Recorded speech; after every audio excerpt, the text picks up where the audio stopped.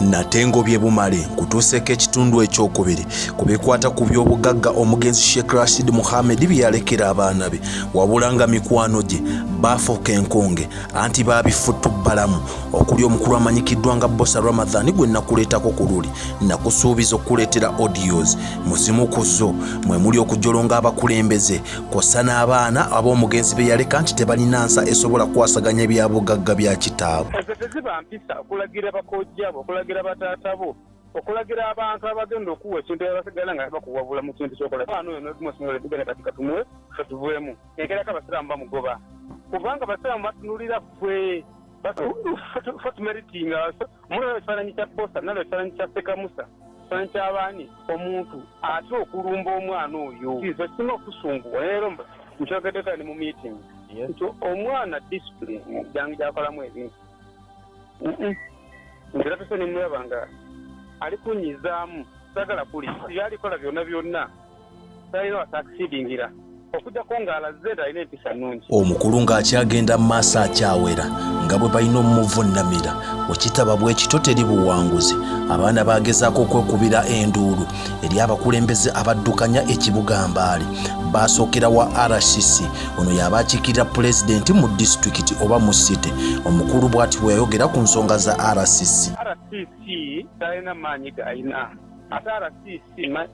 alina etakiriri ekireka erya famire lye bamulekera Rashid wafa tezimukwatako ye ng'omuntu amubuuza nti gwe olina interest ki kumali ya Rashid wafa. Waliwo n'omukulembeze omulala ng'ono ye meeya agezaako kwasaganya ekitundu ekyo naye yagezaako okwagala okuyamba abaana bano balabe nga bafuna obwenkanya ku maali ya kitaabwe wabula omukulu yavaayo n'ategeeza nga meeya bw'atalina kiddako abala kalulu. Meeya gwalondamu mu meeya w'amaanyi meeya naye anoonya kalulu ate meeya leero waali nti agenda kugwa kalulu arasisi bagenda kumukyusa ayogerewe naye. Oluvannyuma lw'okukitegeera nti meeya ayinza okuba talina kyayogera twasazeewo okusinziira okugezaako okumanya ani alina obuyinza n'entegeezebwa nti ye ne minywanyi be ekigambo ekyakozeseddwa kyabadde kya Luzungu they are the center of the power. Center of power.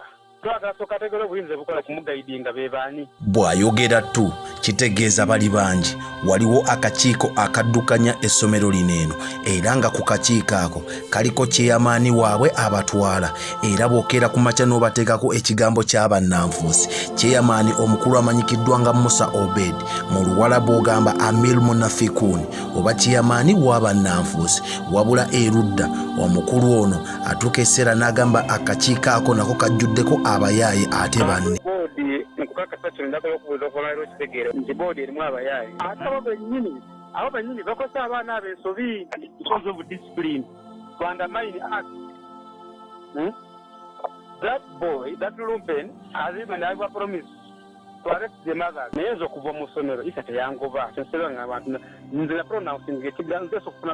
ekigamba nti nvaamu. Ekyo ekigambo nvaamu ky'owulidde buli omu kyasaba okuwulira nga kiva mu kamwa k'omukulu okuli famire nga baagala batandika okweddukanya naye omukulu akyalemezzaamu agamba tebatuukaanye tebalina bisanyizo naye ng'ate bw'ogenda ku kyalo n'otabaala omukulu naye alina obunafu bwe ng'omuntu nga sinnatuuka wala nnyo ngenda kulindirira ekiva ew'omukulu ngenda kuba nkikutuusaako naye abeeko kyayogerako ku sayidi ye anti bajjajjaffe baalugera tosalanga gwakawala nga towuliriza gwakalenzi. Nkomawo ne paati ey'okusatu mwesibe enkoba okuli omukulu amanyikiddwa nga Musa Abedi tumuleeta ne mukulu ono kennyini tukyamuleeta Mukama Katonda omulungi abankuumire.